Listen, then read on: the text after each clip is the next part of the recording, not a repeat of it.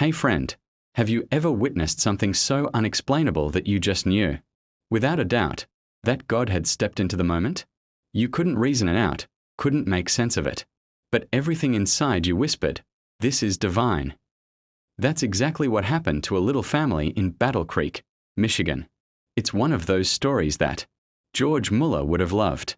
A living example that prayer is not just words rising into the air, but a force that moves the heart of heaven itself. There was this little girl, only 6 years old, the daughter of a man named Mr. Smith.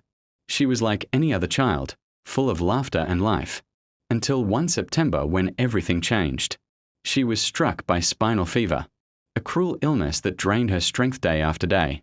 Her parents watched helplessly as their once lively child became pale, weak, and unresponsive.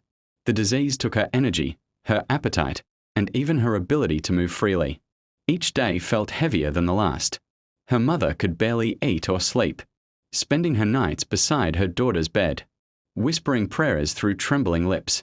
I can almost picture that small, dimly lit room, the smell of medicine lingering in the air, the soft rustle of sheets as the little girl turned restlessly, her mother clutching her tiny hand and pleading with God under her breath. You know that kind of prayer, the one that isn't fancy or rehearsed, but raw and desperate, the kind that comes from the very pit of a parent's soul. Lord, please don't take my child. Please let her live. Days turned into weeks, and the illness only worsened. The doctors had done all they could, but nothing seemed to help. Everyone in the small community knew about the Smith family situation. Some came to offer comfort, others simply shook their heads and said softly, "It's in God's hands now." And though those words sound comforting, to a mother watching her child fade away, they can sometimes feel like a heavy sentence. But friend, here's where it gets beautiful, because God really did have something different in store for that home. It was a Sabbath afternoon, one of those still, reverent days when everything feels softer, quieter, more sacred. The pastor had called the people to prayer, deep, earnest prayer for the presence of the Holy Spirit. The sanctuary was full, voices blending into a gentle murmur that rose toward heaven like incense. And while the people were praying, something began to happen a few streets away. In that small house where the Smith family lived, the mother was still by her child's bedside. She couldn't go to church that day. She couldn't leave her little girl even for an hour. But while she sat there, something shifted in the room. She later said it felt as though an invisible presence had entered, like an angel had just stepped across the threshold. The air felt different, still, but alive, sacred even. She couldn't explain it, but her heart began to fill with peace, the kind that doesn't make sense in the middle of heartbreak. It was as if a soft whisper filled the air, saying, "Be still. I am here." And right then, at that very hour, the miracle began. The little girl, who had been too weak to even sit up for days, suddenly stirred. Her mother leaned forward in shock, wondering if it was just a spasm. But then, slowly, the child pushed herself up to a sitting position. Her eyes opened fully for the first time in weeks. Her color was returning. And before her mother could even speak, the little girl swung her tiny legs over the edge of the bed and stood up. Imagine that. A child who was expected to never walk again, standing, smiling, alive. The mother broke into tears, not of grief this time, but of pure awe.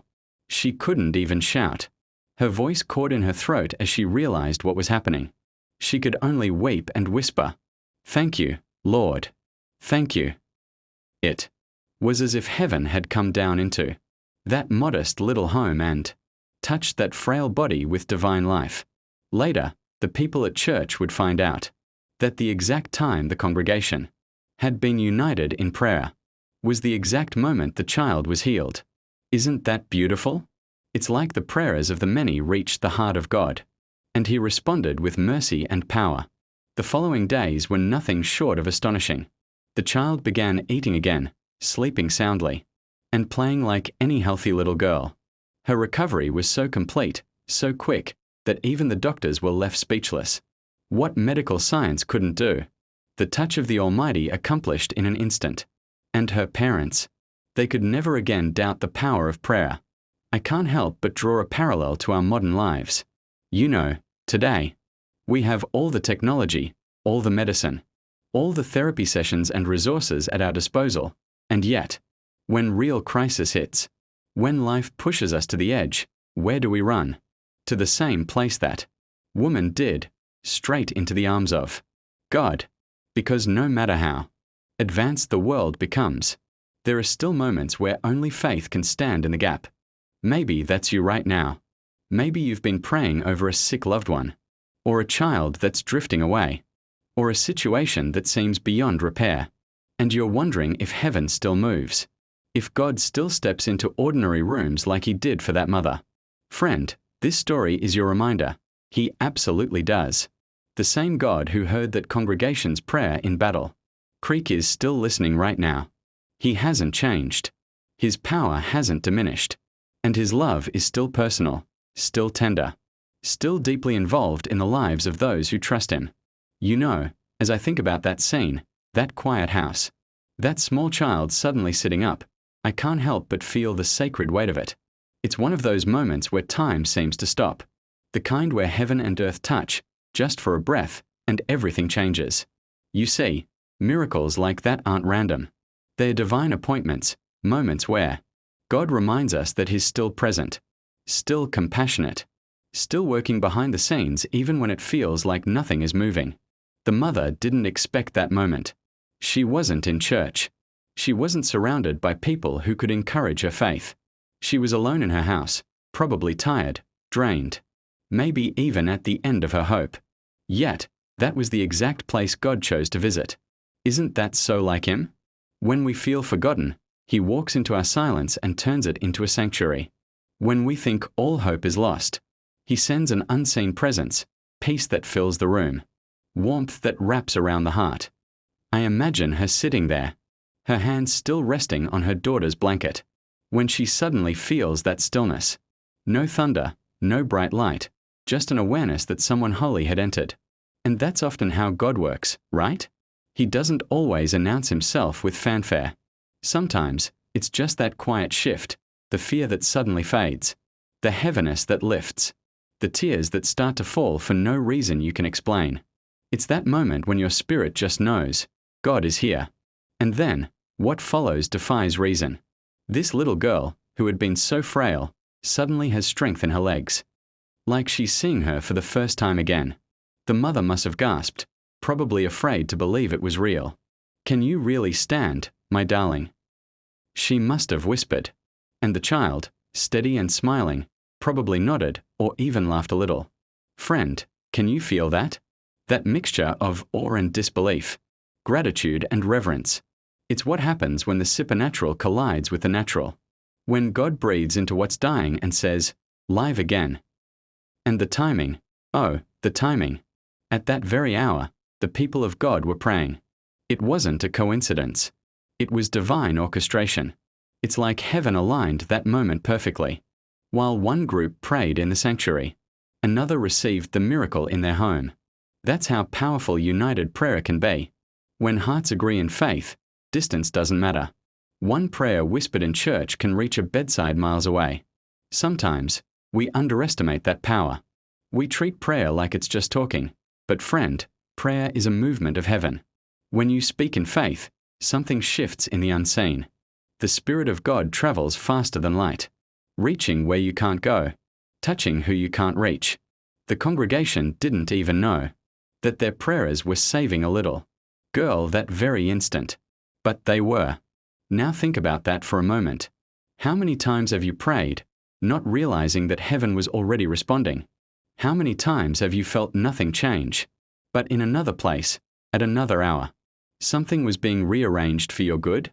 That's what this story is teaching us, that miracles often happen quietly, not with lightning or loud declarations, but in stillness. And sometimes, the answer comes not when you are praying, but when someone else is praying for you. Modern life often makes us forget that. We rely so much on what we can see, measure, and prove. If a doctor can't fix it, we start to think it can't be fixed. If money can't solve it, we assume it's impossible. But friend, this story calls us back to a truth that George Müller lived by every day. Faith still moves the hand of God. Think about how this connects to our world today. Maybe the sick child in your life isn't a person. Maybe it's a dream that's dying. Maybe it's a business that's failing. A relationship that's falling apart. A vision that used to be full of life but now lies still. And like that mother, you've stayed beside it. Watching, hoping, praying, wondering if God still sees you. Then suddenly, in a moment you least expect, things begin to change. You feel that same holy stillness, that sudden awareness that God is near. Something stirs. What looked impossible begins to breathe again. That's not your imagination. That's divine timing. That's the whisper of heaven saying, "I'm not done yet." Her child had been in a coma for days after a terrible accident. The doctors had prepared her for the worst. She prayed day and night, just like the woman in this story. Then one morning, while her church family was praying for her during service, her phone rang. The doctors told her, "Your son just opened his eyes." The same hour they prayed, he woke up. It's the same God, the same power, the same compassion, just a different century. The world may have changed, but his faithfulness hasn't. When you think of it like that, it's hard not to feel grateful, isn't it? Because this story is more than history. It's a living testimony of what faith still does today. Imagine the days that followed that miracle. The small town must have buzzed with whispers and awe, neighbors visiting the smith. Home. Some in disbelief, others weeping with joy. Did you hear? The little girl is walking again. Word spreads quickly when heaven touches earth. And that's the beauty of God's work. He doesn't perform miracles just for one family. He does it so others might believe, so that faith may ripple outward like circles in water after a single stone drops. Now, picture the congregation in their church that same Sabbath evening. They might have been ending their service, unaware that the very prayer they prayed hours earlier had already been answered. The next morning, when Brother Smith's wife walks in with her radiant daughter, whole and smiling, what do you think happened? The room must have fallen into a hush, hearts racing, eyes filling with tears. Then perhaps a cry of praise. The Lord has done great things for us. That's what genuine encounters with God do. They silence doubt and stir worship. Because when you witness something only God could have done, you can't help but fall in awe. And friend, there's something powerful about this. It's not just about the healing itself. It's about the transformation that follows. You see, when God steps in, He doesn't just change the situation. He changes everyone connected to it. That little girl's recovery was also her family's revival, her community's awakening, and her church's reminder that prayer still works. So, let's pause and look closer at this. Why does God sometimes wait for moments like these to reveal His power? Because faith is often forged in silence. The waiting seasons, those nights of uncertainty and aching prayer, that's where real trust is born. When the mother prayed, she wasn't doing it because she saw evidence. She was doing it because she believed that even in the darkest moment, God could still intervene. That's the kind of faith that moves heaven. Not the kind that needs proof, but the kind that clings to promise. And maybe, friend, that's what this story is whispering to you today. Maybe you've been in your own kind of waiting room, praying for a breakthrough, believing for a turnaround. You might be tempted to think heaven's silent. But remember, sometimes God's silence isn't absence, it's preparation. He's aligning things behind the scenes, preparing the hour, setting the stage, so that when the miracle comes, it not only blesses you but strengthens many others through your story. And think of how tenderly this moment was orchestrated. It wasn't a dramatic event in the church building, with the crowd shouting and music rising. No, it was in a quiet home. A mother, a sick child, and the unseen presence of God. Isn't that beautiful? It shows us that God doesn't need grand stages to do His work. He meets us right where we are, in our kitchens, our hospital rooms, our living rooms, even in our tears. That's what makes this story timeless. Because how many mothers today have prayed beside hospital beds, begging God for mercy? How many fathers have sat in emergency rooms, whispering, "Please, Lord, not my child"? The details change, but the faith remains the same. And just as He came into the Smith home, He still walks into ours. The world calls it coincidence. Faith calls it divine timing. Now, let's bring this closer to our hearts. The same God who healed that little girl is the God who still heals today. Maybe it's not a physical illness for you. Maybe it's a broken heart, a weary spirit, a fear that's paralyzed your hope. But whatever your spinal fever looks like, God can restore it. He can bring strength where weakness has lived for too long. And here's the beautiful truth. When that happens, your healing becomes a testimony. Your life becomes evidence that faith still works. Just like that child's laughter must have filled the home again. Your joy can return, stronger, deeper, purer. Because once you've seen what God can do, you never see the world the same way again. This is why stories like George Müller's matter so much. They aren't just historical records. They're faith fuel. They remind us that we serve a living God. One who doesn't just exist in the pages of old books, but who moves in the details of our lives right now. And friend, that's the challenge of this story. Don't just admire it, believe it for yourself. God isn't just the God of then. He's the God of now. The God of the sick child, the weary parent, the praying friend, the struggling dreamer. He is your God too. So, when everything around you seems still, when nothing appears to move, hold on. Because even then, something unseen is shifting. When you think about it, what happened in that small Michigan home was more than a healing. It was a divine visitation. A mother praying beside her sick child, unaware that miles away, an entire congregation was lifting up prayers at that exact hour. And then heaven responded. Doesn't that amaze you?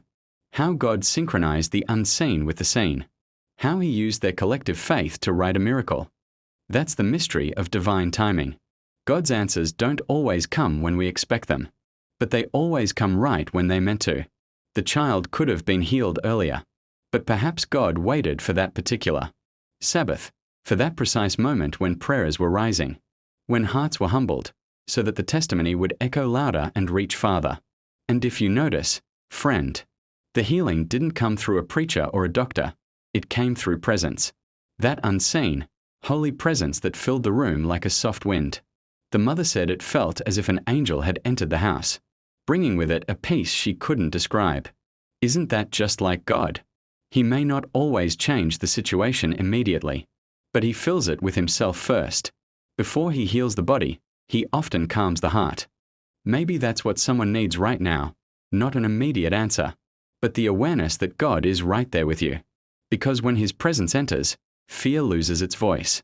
You can almost imagine that moment. The child, once frail and trembling, sitting up suddenly, eyes wide open. The mother gasps, hands trembling, tears streaming down her face. Then the little girl stands, walks, smiles, life returning where death once lingered. That's how God works, silently, beautifully, completely. And when He restores, He doesn't do it halfway. The text says the child rapidly recovered, eating, sleeping, and moving like the most robust of children. That's restoration in full, not partial healing, not temporary relief, but complete renewal. You see, friend, when God touches something, it doesn't just survive, it thrives. The very area that once represented pain becomes the platform for praise. The same child that had been a symbol of weakness became a testimony of power. And that's the lesson this story shouts even today. God doesn't just want to rescue you, He wants to renew you. Sometimes we stop at deliverance, but God's plan always goes beyond escape. It leads to transformation. He wants to make you whole, in mind, in body, in spirit. And what's even more moving is that this miracle wasn't confined to the Smith household. No, it spilled over into the entire community. Because when people saw that child walking again, faith was revived. Hearts were stirred. The church prayed with greater boldness. They realized that the God they had read about in Scripture was the same. God living and moving among them. That's what true revival looks like, not just noise, but renewed faith in God's nearness. And that's exactly what we need today. A revival of believing again.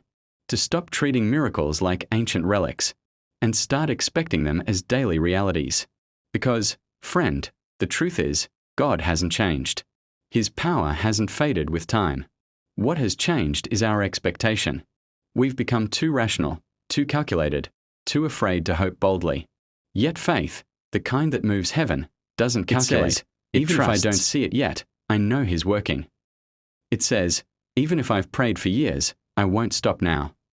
It says, Even if everyone else gives up, I'll still believe. That's the kind of faith that turned a quiet Michigan home into a place of divine encounter. And maybe, just maybe, your home can be next. Because here's something powerful to hold on to. When people of faith come together in unity, like that congregation did, miracles multiply. The prayers of many often meet the heart of one, and heaven responds. So even when you're praying alone, remember this: you're never truly alone. Somewhere, someone else is also praying, also believing, also holding on. And sometimes, God weaves your prayer into theirs, creating a miracle that touches both lives at once. That's the beauty of divine connection. Heaven listens to the harmony of faith. So, friend, don't lose hope. The same God who healed that child still walks the earth through His Spirit today. He still visits homes, still whispers peace, still restores what's broken. And when He does, you'll look back, just like that mother did, and realize that every tear, every sleepless night, every moment of faith was not wasted. It was all preparation for the glory that was about to unfold.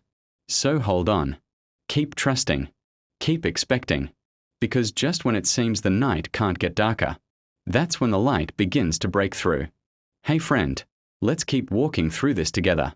You see, the more I think about that story, the more I realize it's not just about a child who got healed. It's about a God who still interrupts human stories with His power. That home in Michigan could have been any home today. Picture it, a worried parent pacing back and forth, the sound of labored breathing from a sick child, the heavy silence that comes when doctors have run out of words. That's not just history, that's real life for so many even now. And yet, just as then, God still steps in when human hope runs out. He may not always come the same way, no angelic wind, no sudden vision, but His presence still fills rooms. Sometimes it's through peace that settles when there should be panic. Sometimes it's through strength that rises when the body is weak. Sometimes it's through a quiet whisper, "I'm here. Don't be afraid." That's what I imagine that mother felt. That sudden warmth in her heart that told her she wasn't alone. She didn't see the angel, but she felt heaven's nearness. And friend, that same nearness is available to you.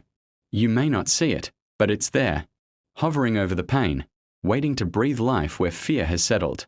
What moves me most is how everything changed in a moment.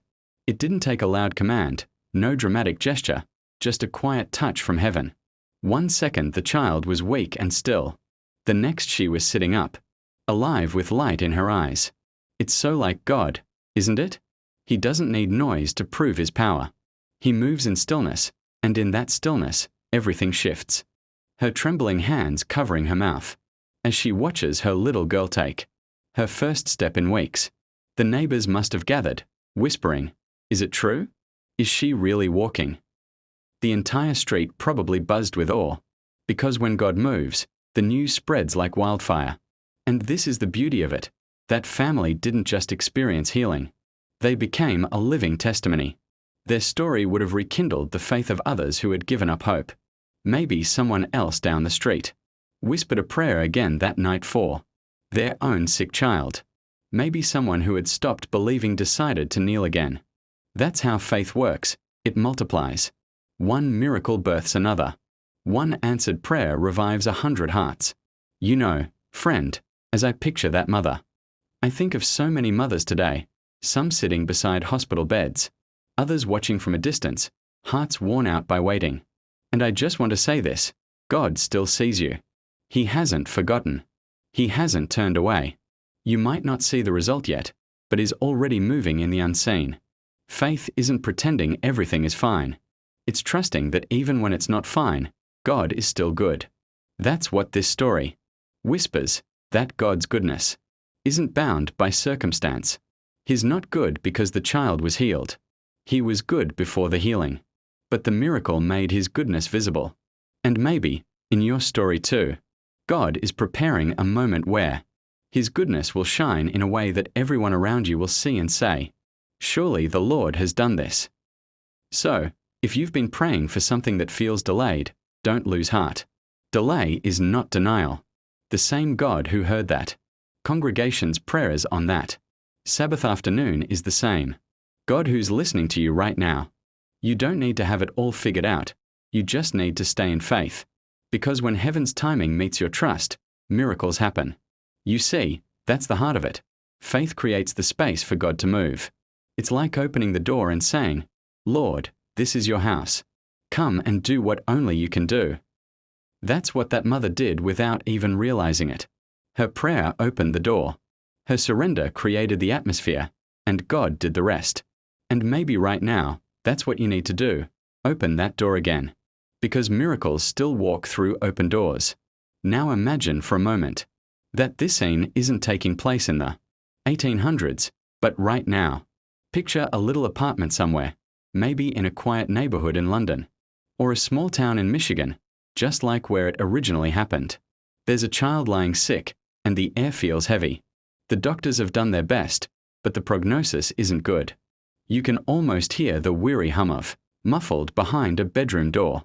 The mother sits by the bedside, worn out, hands trembling from sleepless nights. Her prayers have become whispers now, not elegant or poetic, just raw and broken. She's prayed until her words ran out, and now it's just sighs and tears. Yet somehow, even in her exhaustion, she feels a flicker of something, not hope exactly, but a pull to stay, to wait, to keep believing. And then, it happens. Not in a flash of light or a thunderous voice, but quietly. The kind of quiet that feels alive. The air shifts, her spirit settles, and for the first time in weeks, peace floods the room. She can't explain it, but she knows something just changed. The child stirs, opens her eyes, and with a strength no one expected, sits up. Now, friend, if you've ever seen a miracle, you know it's not just about what happens on the outside. The real miracle is what happens inside the heart, because that moment changes everything. Suddenly, faith isn't a theory anymore. It's real. It's breathing. It's alive. That's what makes this story so powerful, not just the healing itself, but the way it revealed who God truly is. It wasn't just about curing a fever. It was about proving that heaven still listens. You see, sometimes we think miracles are rare, reserved for biblical times or for extra spiritual people. But God has never stopped doing wonders. The world just stopped noticing. The modern world is loud, full of notifications, schedules, and logic. Yet in the midst of all that noise, God still whispers. And when He whispers, things happen. I remember once hearing a true modern story of a little girl in Ohio who suffered from a degenerative disease. Doctors said she'd never walk again. Her family prayed every night, even when her condition worsened. And one Sunday morning, during an ordinary prayer meeting, something shifted. Just like that child in Battle Creek, she stood up. She took one step, then another, slow, shaky, but real. Her mother screamed, then fell to her knees sobbing. When the doctor examined her later, he said, medically, "I can't explain this." But her father smiled and replied, "You don't have to. Heaven already did." And friend, that's how God works. Not always dramatically, not always the way we imagine, but always faithfully. I wonder, how many times have we given up just before our miracle? How many prayers have gone unanswered simply because we stopped believing? God could still surprise us. It's not that He doesn't hear us, it's that sometimes we stop waiting. We let doubt steal the space where faith was meant to stay. But this story, this healing, is a reminder that no prayer is wasted. The mother didn't even pray with words that day. She just believed.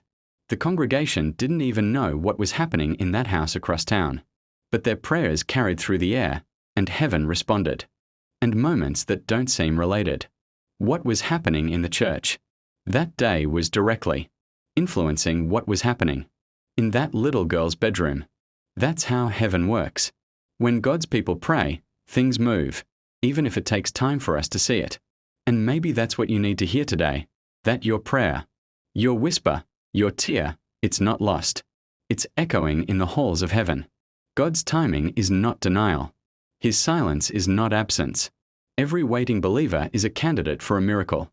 Sometimes, the reason He waits is because the miracle isn't just for you. It's for someone else's faith to grow through your story. Imagine how many people in that congregation must have shouted for joy when they heard the news of that little girl's healing. Their faith must have doubled overnight. God always sees the bigger picture. And that's what I love about stories like these. They remind us that divine intervention is not an ancient relic. It's a present reality. God is still writing miracle stories, and maybe, just maybe, the next one has your name on it. Because friend, faith still moves heaven. It always has. Picture this scene again: a small, quiet home, the soft crackle of a fire, the smell of oil and linen in the air. The little girl who had been lying weak for days suddenly sits up, her tiny hands trembling as she steadies herself. Her mother gasps, probably thinking for a second that she's dreaming. The girl looks at her, eyes wide, cheeks flushed again with color, and whispers, "Mama, I'm better."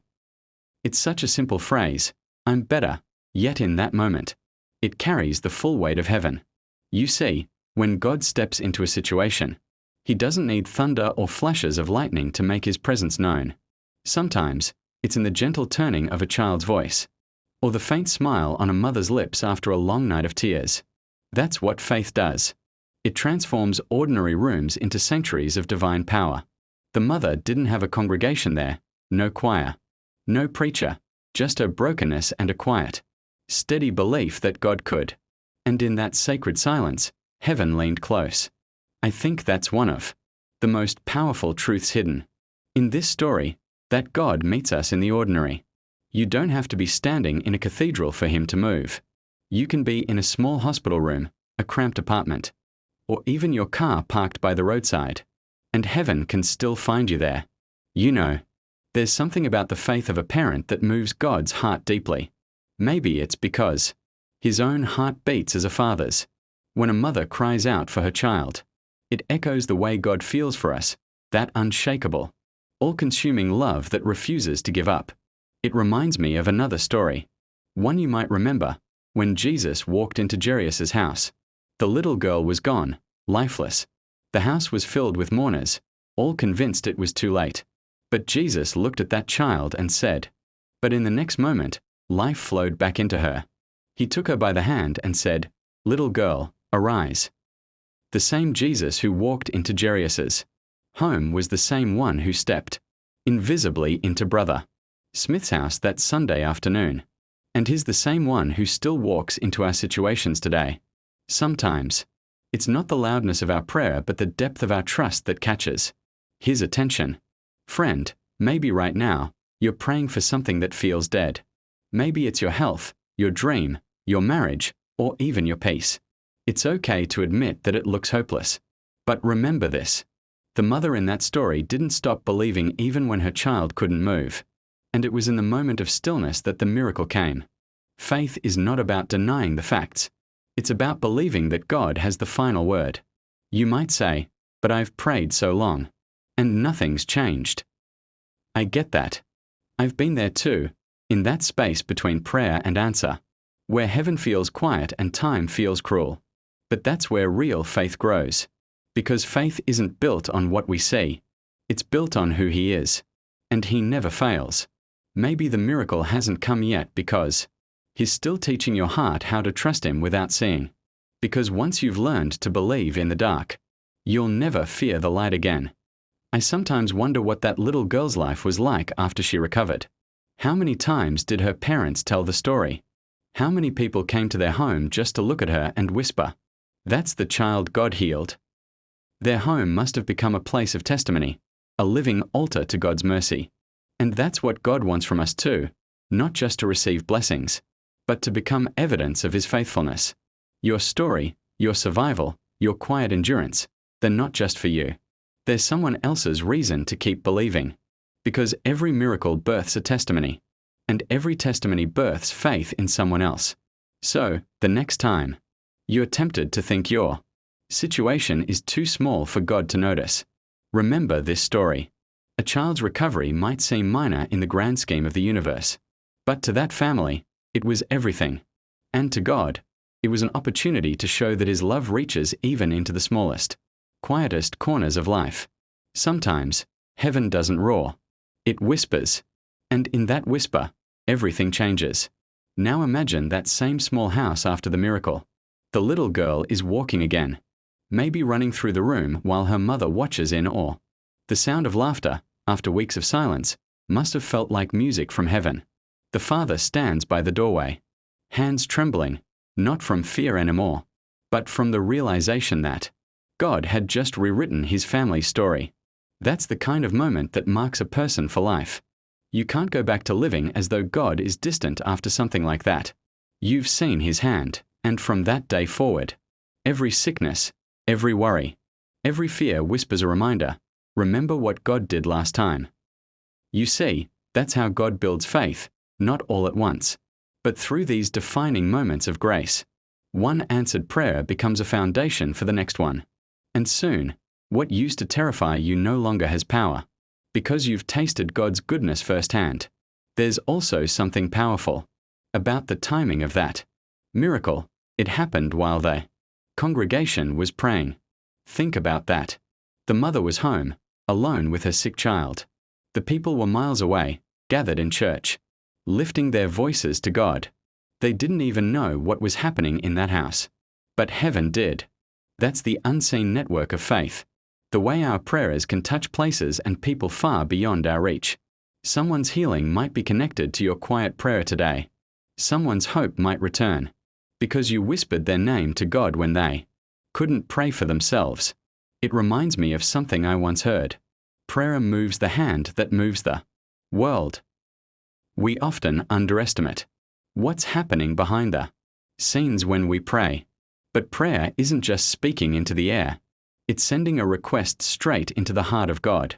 And he knows how to answer in ways we could never imagine.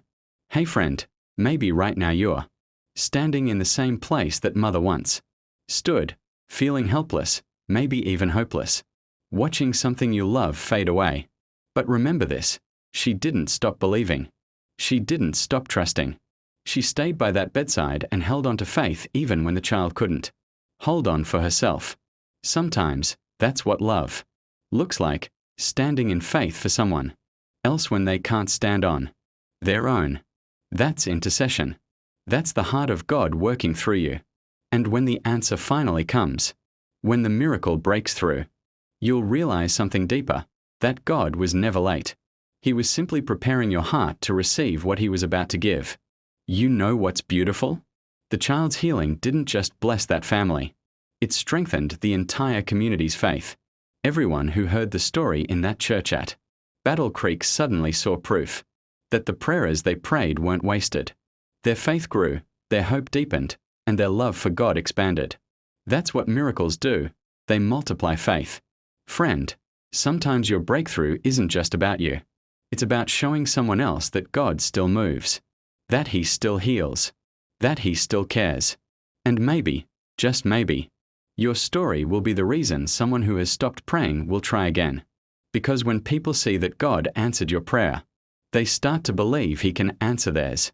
Now that's how revival begins, not always through great crowds or loud preachers, but through one simple, undeniable story of grace.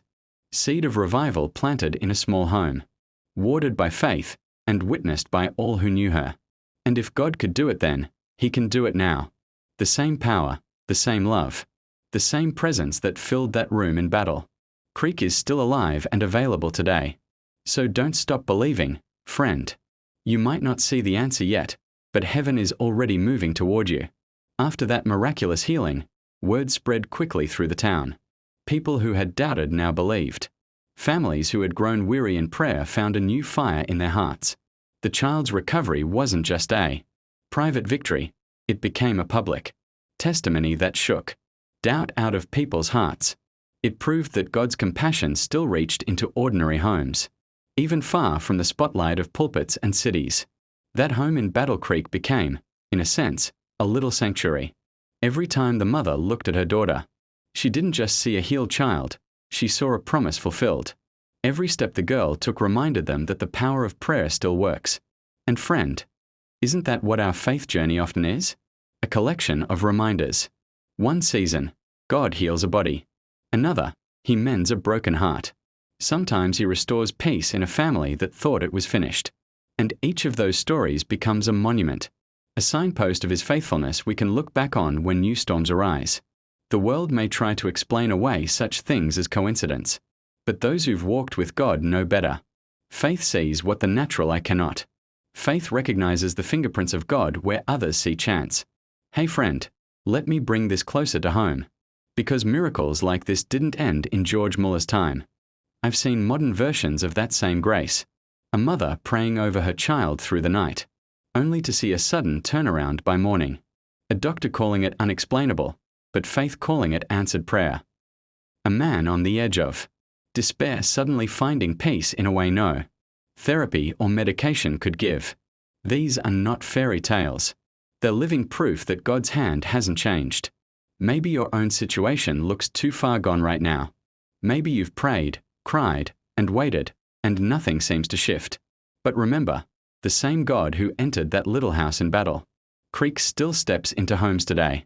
The same Spirit that touched that child still moves across rooms, hospitals, and hearts.